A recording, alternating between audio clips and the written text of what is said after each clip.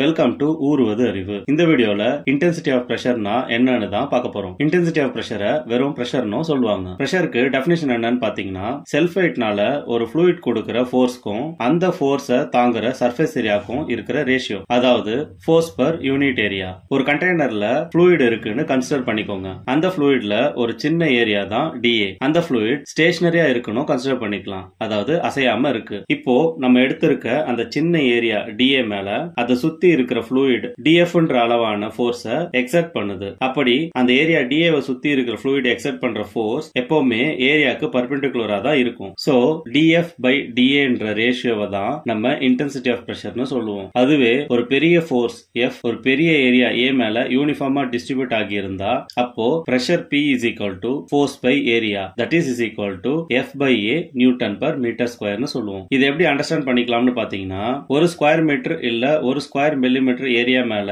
எவ்வளவு force act ஆகுதோ அதை தான் பிரஷர்னு சொல்லுவாங்க. பிரஷர் அப்படி இல்லனா இன்டென்சிட்டி ஆஃப் பிரஷருக்கு சிம்பல் என்னன்னு பாத்தீங்கன்னா P. SI unit of pressure என்னன்னு பாத்தீங்கன்னா நியூட்டன் பர் ஸ்கொயர் மீட்டர். இந்த நியூட்டன் பர் ஸ்கொயர் மீட்டரை பாஸ்கல்னு சொல்லுவாங்க. அத PA என்ற சிம்பலால ரெப்ரசென்ட் பண்ணுவாங்க. அதர் யூனிட்ஸ் ஆஃப் பிரஷர் என்னன்னு பாத்தீங்கன்னா MKS சிஸ்டத்துல kgf பர் சென்டிமீட்டர் ஸ்கொயர்னு சொல்லுவாங்க. அதுவே FPS சிஸ்டத்துல பவுண்ட்ஸ் பர் ஸ்கொயர் ஃபீட்னு சொல்லுவாங்க. பாரம் ஒரு யூனிட் ஆஃப் பிரஷர்னு உங்களுக்கு தெரியும். சோ அது எந்த சிஸ்டம்ல வருதுன்னு கமெண்ட் பண்ணுங்க. டைமென்ஷனலா பிரஷர் எப்படி எழுதலாம்னு பாத்தீங்கன்னா m⁻1 L⁻−1 T⁻−2. இந்த வீடியோல இன்டென்சிட்டி ஆஃப் பிரஷர்னா என்னன்னு தெரிஞ்சுக்கிட்டோம். உங்களுக்கு யூஸ்ஃபுல்லா இருந்திருக்கும் நம்புறேன். நன்றி.